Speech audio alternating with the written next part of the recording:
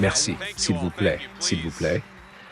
Asseyez-vous et je dirais que même si, à l'époque où je travaillais dans le secteur privé, j'étais un investisseur en technologie dans la Silicon Valley, en 30 jours, je n'ai pas encore tout à fait compris comment faire fonctionner mon ordinateur gouvernemental. Donc j'ai dû improviser mon discours ce matin et cela rend nerveux l'équipe de communication là derrière, assis dans les coulisses, extrêmement nerveux, car ils n'ont aucune idée de ce que je vais dire. Avant de continuer, j'ai parlé à Luc, l'un de mes principaux responsables de la communication, et j'ai dit à Luc, tout cela est confidentiel.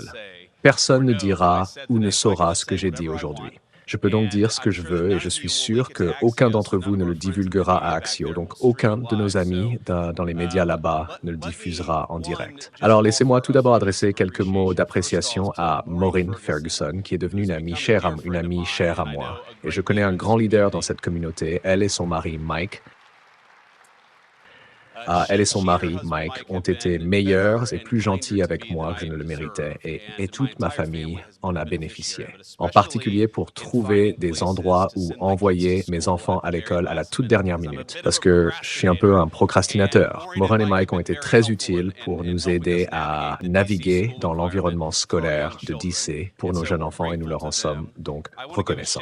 Je tiens à remercier le député Chris Smith du grand État du New Jersey, qui, je le sais, a reçu le Grand Prix.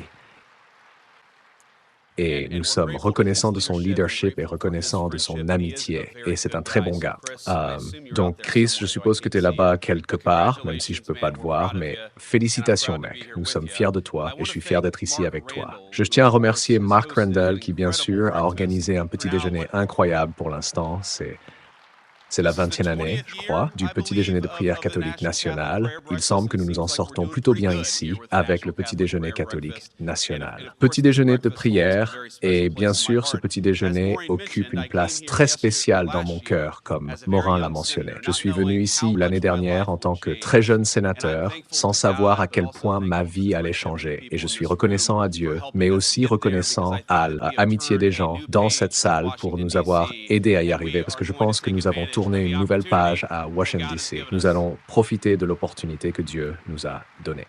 Je veux donc dire quelques mots sur la politique de l'administration Trump, parce que même si vous n'êtes certainement pas toujours d'accord avec tout ce que nous faisons dans l'administration du président Trump, je suis très confiant en disant qu'entre la protection des droits des manifestants pro-vie, entre la garantie que nous avons l'occasion de protéger les droits des enfants à naître en premier lieu, et surtout la protection de la liberté religieuse de tous les peuples, mais en particulier des catholiques.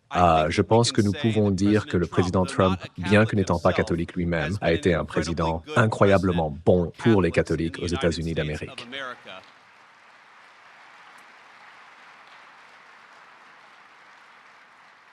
Maintenant, nous savons bien sûr que la dernière administration aime jeter les gens en prison pour avoir prié en silence à l'extérieur des cliniques. Nous savons qu'ils aiment harceler les pères pro-vie, les pères de 7 enfants et pro-vie sont souvent catholiques qui participent au mouvement pro-vie. Nous savons que la dernière administration voulait protéger l'avortement financé par le contribuable jusqu'au moment de la naissance et sur chacun de ces sujets, 130 jours. Donald J. Trump a pris exactement la direction opposée. Et j'en suis reconnaissante et je suis sûr que chaque personne dans cette salle est reconnaissante aussi.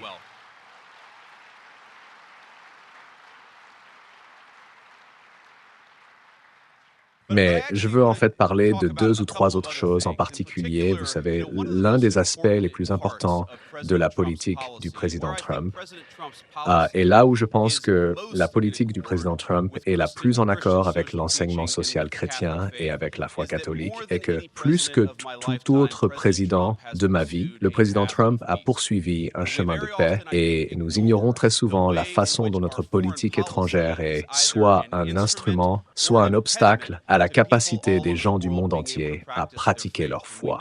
Et nous savons, et comme bien sûr je l'ai appris lors de ce petit déjeuner l'année dernière, je crois qu'il y avait des prêtres nigérians qui étaient persécutés et ils essayaient de protéger leurs troupeaux malgré une persécution incroyable. Nous savons que certains des plus grands groupes persécutés dans le monde aujourd'hui sont des chrétiens. Et l'administration Trump vous promet que ce soit ici chez nous, avec nos propres citoyens ou dans le monde entier, nous serons les plus grands défenseurs de la liberté religieuse et des droits de conscience. Et je pense que ces politiques profiteront en particulier aux catholiques dans le monde entier.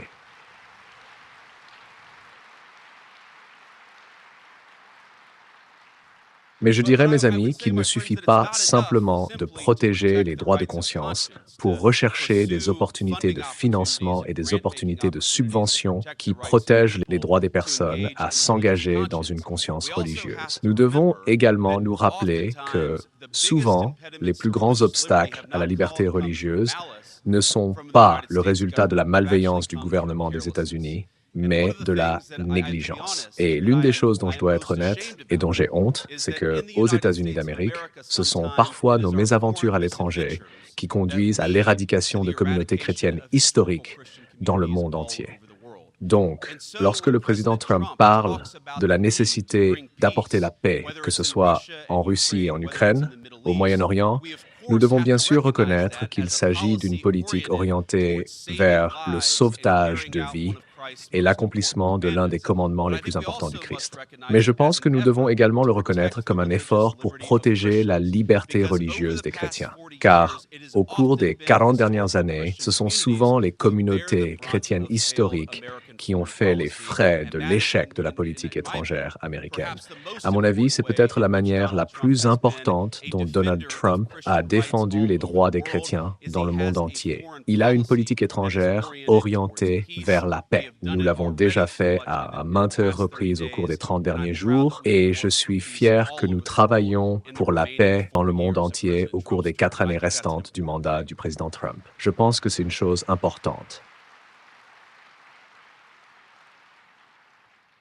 Maintenant, bien sûr, nous ne serons pas toujours d'accord et je suis sûr qu'il y a des gens dans cette salle qui sont d'accord ou non avec certaines de nos vues sur la politique étrangère, sur un certain nombre de questions. La seule chose que je vous promets, c'est que vous aurez toujours une porte ouverte avec moi et avec le président. Je pense que vous avez déjà vu ça et si vous ne l'avez pas encore fait, venez et faites part de vos inquiétudes. Certains d'entre vous m'ont déjà fait part de leurs inquiétudes au cours des 30 derniers jours, mais aussi de leurs encouragements. Car je pense qu'une partie de la réussite d'une bonne administration présidentielle pour les personnes de foi partout aux États-Unis consiste à écouter les personnes de foi lorsqu'elles ont des inquiétudes. Et je pense que c'est important. Je m'engage donc devant Dieu et devant toutes ces caméras de télévision là-bas à toujours écouter les personnes de foi et les personnes de conscience aux États-Unis d'Amérique. Vous avez la porte ouverte, mais surtout peut-être lorsque vous n'êtes pas d'accord avec nous. Alors, utilisez cette opportunité pour communiquer avec nous lorsque nous faisons les choses correctement, mais aussi lorsque nous nous trompons. Et c'est mon obligation solennelle, mais aussi ma demande. Car bien sûr, comme je l'ai appris avec tout le monde pendant la campagne, j'ai obtenu la protection des services secrets. Et maintenant que je suis vice-président des États-Unis, je vis dans une bulle, mesdames et messieurs. Je vis dans une bulle itinérante. Et partout où j'irai, je suis entouré d'agents armés. Le seul moyen de me protéger, c'est d'être honnête. Et la seule façon de savoir ce qui affecte réellement la vie réelle des gens dans tout notre pays, c'est que vous nous parliez. Donc, s'il vous plaît, considérez cette porte ouverte comme une invitation, mais aussi comme une demande. Et je dirais que, vous savez, je crois, Maureen, et peut-être que je me trompe, que je suis le premier converti catholique à être vice-président des États-Unis.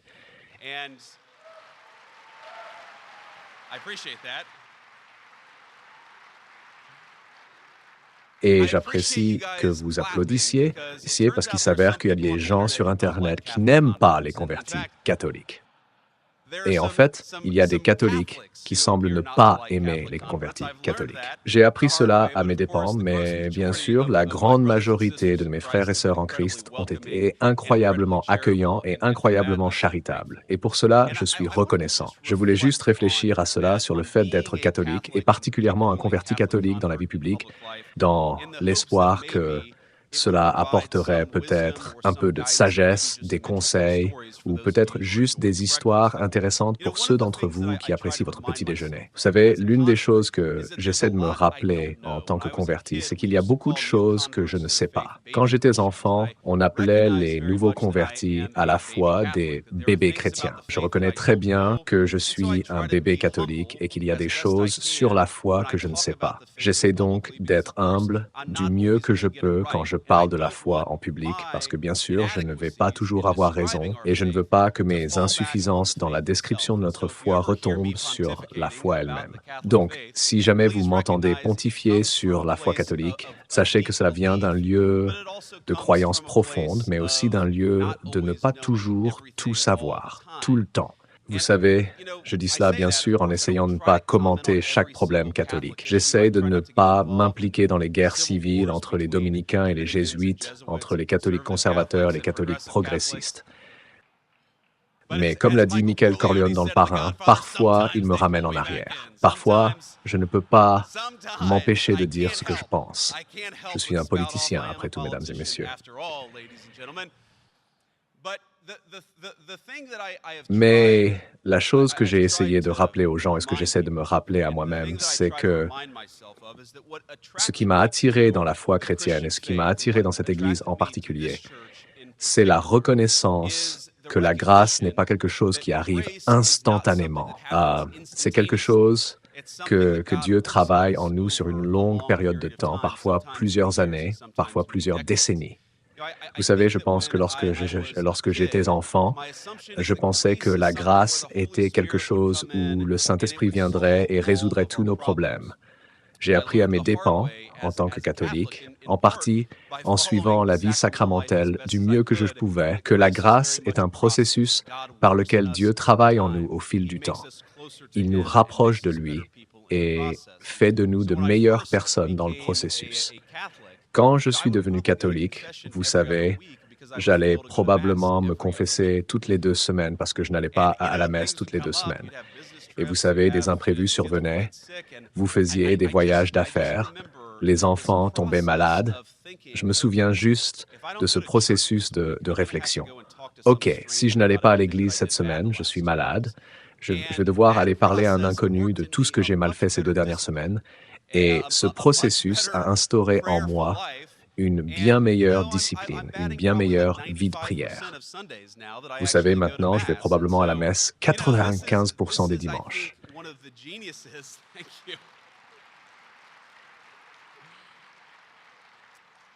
Et donc, je pense que c'est l'un des génies de notre foi. Elle nous enseigne par la répétition d'une certaine manière et elle nous forme à travers un processus. Bien sûr, je pense que c'est au cœur du mystère de la foi, d'une manière ou d'une autre, en pratiquant les sacrements, même imparfaitement, comme je le fais certainement, Dieu nous transforme.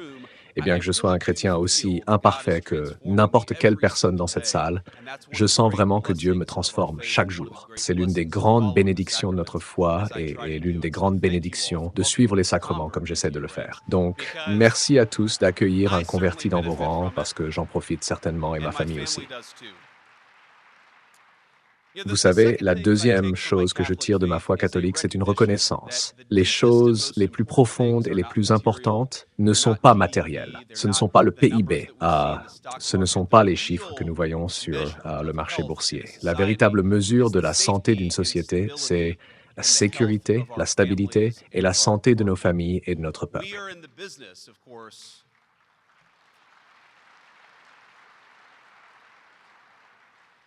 Notre activité est bien sûr celle de l'administration du président Trump, qui consiste à produire de la prospérité. Mais cette prospérité est un moyen pour parvenir à une fin. Et cette fin est, espérons-le, l'épanouissement de la vie de chaque citoyen des États-Unis d'Amérique. C'est pourquoi nous nous soucions de ces choses.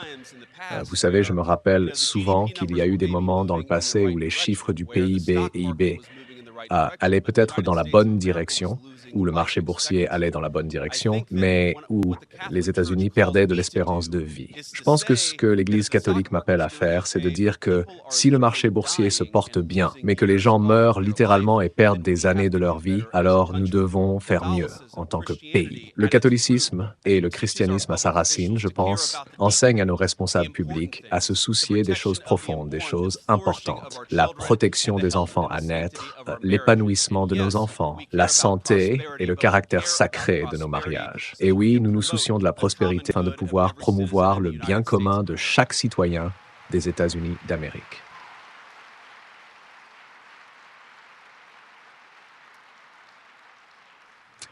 Et quand je pense aux choses profondes, aux choses qui comptent vraiment, il y a eu quelque chose de vraiment incroyable qui m'est arrivé en novembre 2024. Tous mes amis étaient là, toute ma famille était là. Nous étions réunis dans un grand moment de célébration. Et bien sûr, je parle du moment où mon enfant de 7 ans a choisi d'être baptisé dans la foi chrétienne.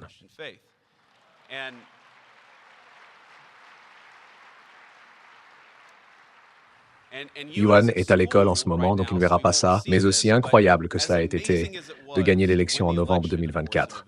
Et aussi incroyable que cela ait été de savoir que le président Trump redeviendrait président et qu'il accomplirait tant de bonnes choses pour le peuple américain. La chose qui m'a le plus enthousiasmé en novembre 2024, c'est que la semaine après avoir remporté l'élection, mon fils a choisi d'être baptisé dans la foi chrétienne. Voici l'idée de base. Pour ceux d'entre vous qui, bien sûr, sont pour la plupart des catholiques de naissance, je suppose généralement nous faisons le baptême des nourrissons dans l'Église catholique très très tôt. Mais comme beaucoup d'entre vous le savent, je fais partie d'un mariage interreligieux. Ma femme, bien qu'elle vienne à l'église avec nous presque tous les dimanches, n'est pas catholique elle-même. Donc, le marché que nous avons conclu est que nous élèverons nos enfants dans la foi catholique, mais nous les laisserons choisir le moment où ils veulent finalement être baptisés. Et si c'est un terrible sacrilège, blâmez les dominicains, parce que ce sont eux qui ont inventé ce plan.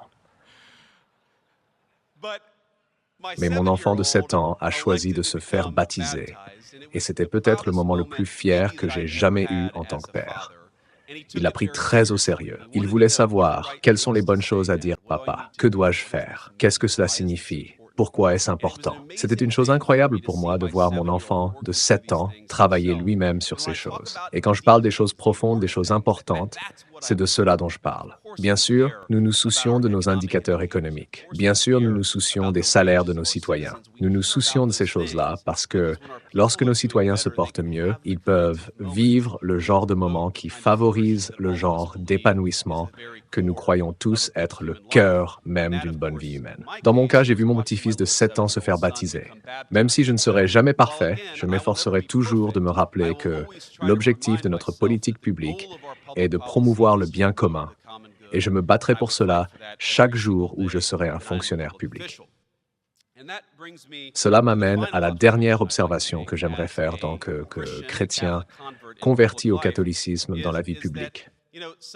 Vous savez, parfois les évêques n'aiment pas ce que je dis.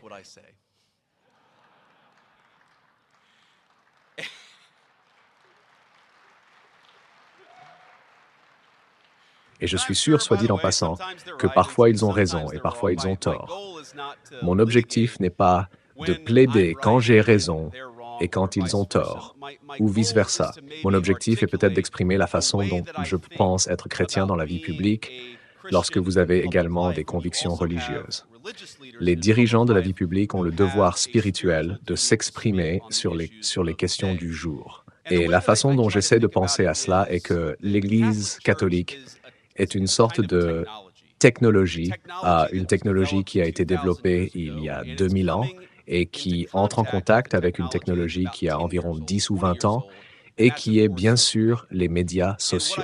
Ce que j'essaie de me rappeler, c'est que le clergé est un leader spirituel important. Vous entendrez parfois les gens dire « nous vous tiendrons au courant ».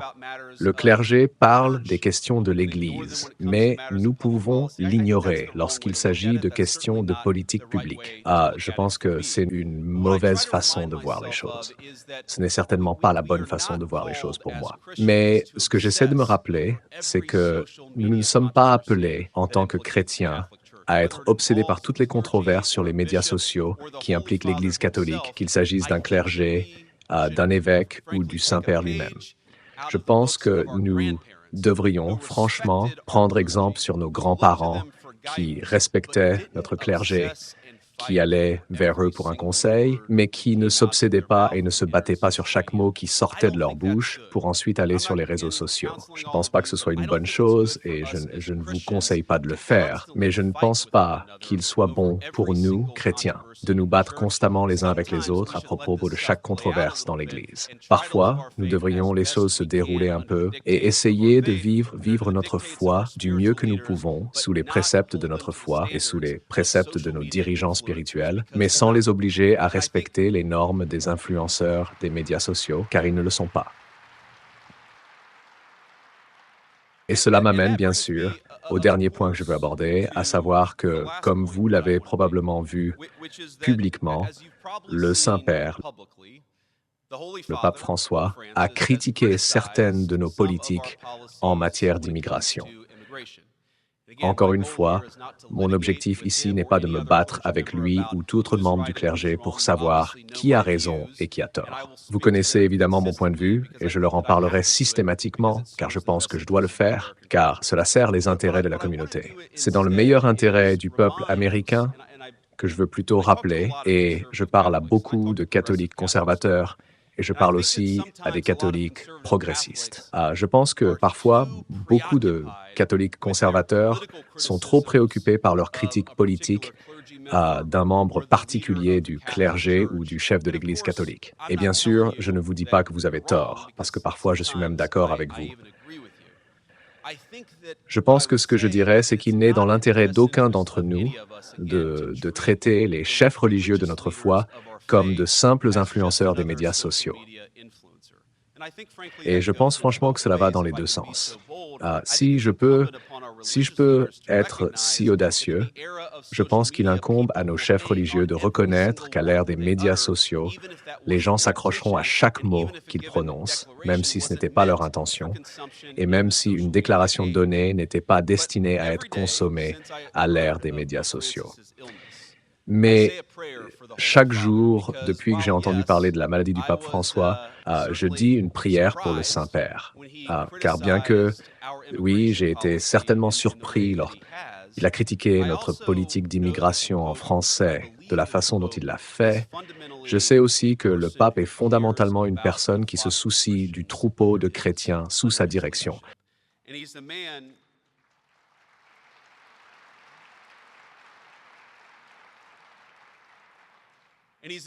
C'est un homme qui se soucie de la direction spirituelle de la foi. Je dis cela parce que chaque jour, mes enfants et moi disons une prière pour le Saint-Père. Nous prions pour sa santé et nous prions pour son réconfort alors qu'il fait face à ce qui semble être une crise sanitaire assez grave. Et bien que, oui, certains de nos médias, certains de nos influenceurs des médias sociaux et même certains d'entre nous, catholiques, essaie d'introduire le Saint-Père dans chaque bataille culturelle de la politique américaine, je me souviendrai toujours du Saint-Père, qu'il se fraye un chemin à travers cette maladie, et j'espère certainement qu'il le fera. Je me souviendrai toujours du Saint-Père en mars 2020, à une époque de stress incroyable pour vraiment le monde entier. Rappelez-vous que c'était le pic de la pandémie de COVID. Aucun d'entre nous ne savait à quel point c'était grave. Nous avions entendu des rapports d'Italie selon lesquels des personnes mouraient sous respirateur. Personnellement, j'avais accueilli notre deuxième enfant quelques semaines plus tôt dans le monde. Et donc, Quand la pandémie de Covid est arrivée, j'avais un bébé de 3 semaines à la maison. Je suis allé chez Dick's Sporting Goods et j'ai acheté 900 cartouches, puis je suis allé chez Walmart et j'ai acheté 2 sacs de riz et je me suis assis à la maison avec mes sacs de riz et mes 900 cartouches en me disant: «Très bien, nous allons juste attendre que ça passe». Dans ce vide, alors que beaucoup de gens ne savaient pas à quel point c'était grave. Et, et bien sûr, heureusement, la pandémie n'était pas aussi grave que les pires prédictions. Elle était assez mauvaise, mais pas que les pires prédictions. Je pense que nous pouvons tous nous souvenir de ce moment où le Saint-Père se tenait sur une place Saint-Pierre vide, tenant l'Eucharistie au-dessus de sa tête et prononçant un sermon auquel je revenais constamment. Ce sermon était incroyablement significatif pour moi à l'époque, et il reste significatif aujourd'hui. Donc, si vous me pardonnez, j'espère que vous accepterez que je lise juste un extrait de l'homélie que le pape François a prononcé. Le soir venu, qui est bien sûr tiré de Marc 4, 35, le passage de l'Évangile, nous entendons depuis des semaines que ça commence ainsi. Le soir est épais, l'obscurité s'est accumulée sur nos places, nos rues et nos villes. Elle envahit nos vies, remplissant tout d'un silence assourdissant et d'un vide angoissant qui arrête tout sur son passage. Nous le sentons dans l'air, nous le remarquons dans les gestes des gens, leurs regards les trahissent. Nous nous retrouvons effrayés et perdus, comme les disciples de l'Évangile. Nous avons été pris au dépourvu par une tempête turbulente et inattendue. Nous avons réalisé que nous sommes sur le même bateau, tous fragiles et désorientés, mais en même temps importants et nécessaires, tous appelés à ramer ensemble, chacun de nous ayant besoin de réconforter l'autre. Sur ce bateau, nous sommes tous comme ces disciples qui parlaient avec anxiété d'une seule voix en disant que nous périssions. Alors, nous aussi, nous avons réalisé que nous ne pouvons pas continuer à penser à nous-mêmes, mais que c'est seulement ensemble que nous pouvons le faire. Il est facile de nous reconnaître dans cette histoire. Ce qui est plus difficile à comprendre, c'est l'attitude de Jésus. Tandis que ses disciples sont tout naturellement alarmés et désespérés, il est à l'arrière dans la partie du bateau qui coule en premier. Et que fait-il malgré la tempête? Il dort. Son abandon confiant au Père, c'est la seule fois dans les évangiles que nous voyons Jésus dormir. Quand il se réveille, après avoir calmé le vent et les eaux, il se tourne vers les disciples d'une voix de reproche. « Pourquoi avez-vous peur? N'avez-vous pas la foi ?» Essayons de comprendre en quoi consiste le manque de foi des disciples, en contraste avec la confiance de Jésus. Ils n'avaient pas cessé de croire en lui. En fait, ils l'appelaient. Mais nous voyons comment ils l'appellent. « Maître, tu t'en fiches si nous périssons? Tu t'en fiches ?» Ils pensent que Jésus ne s'intéresse pas à eux, ne se soucie pas d'eux. Une des choses qui nous fait le plus mal dans nos familles, c'est quand on entend dire « tu ne te soucies pas de moi ». C'est une phrase qui blesse et déclenche des tempêtes dans nos cœurs. Elle aurait aussi secoué Jésus, car lui, plus que quiconque, se soucie de nous. En effet, une fois qu'ils l'ont appelé, il sauve ses disciples de leur découragement. La tempête expose notre vulnérabilité et découvre ces fausses et superflues certitudes autour desquelles nous avons construit nos horaires quotidiens de projet, nos habitudes et nos priorités.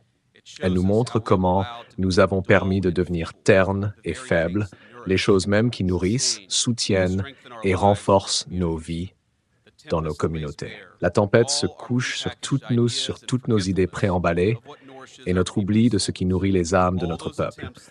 Toutes ces tentatives qui nous anesthésient avec des façons de penser et d'agir qui sont censées nous sauver, mais qui se sont avérées incapables de nous mettre en contact avec nos racines et de garder vivante la mémoire de ceux qui nous ont précédés. Nous nous privons des anticorps dont nous avons besoin pour affronter l'adversité. Et je pense que c'est une phrase incroyable. Ce que nous faisons si souvent dans nos vies, dans notre vie publique, dans notre vie privée, c'est nous priver des anticorps dont nous avons besoin pour affronter l'adversité. Et c'est ainsi que je me souviendrai toujours du Saint-Père comme d'un grand pasteur, comme d'un homme qui peut dire la vérité de la foi d'une manière très profonde, dans un moment de grande crise. Je voudrais donc demander à chacun d'entre nous de se joindre à moi dans cette prière pour le pape François. Au nom du Père, du Fils et du Saint-Esprit. Dieu Tout-Puissant et généreux, nous te remercions pour ta charité. Accorde ta miséricorde au pape François afin qu'il soit rétabli de la maladie et guide-nous dans tes soins vigilants. Nous te prions de bénir les médecins, les infirmières et le personnel médical de notre Saint-Père avec sagesse et compétence, afin que tu puisses travailler à travers eux pour renouveler la santé de ton berger par le Christ notre Seigneur. Amen.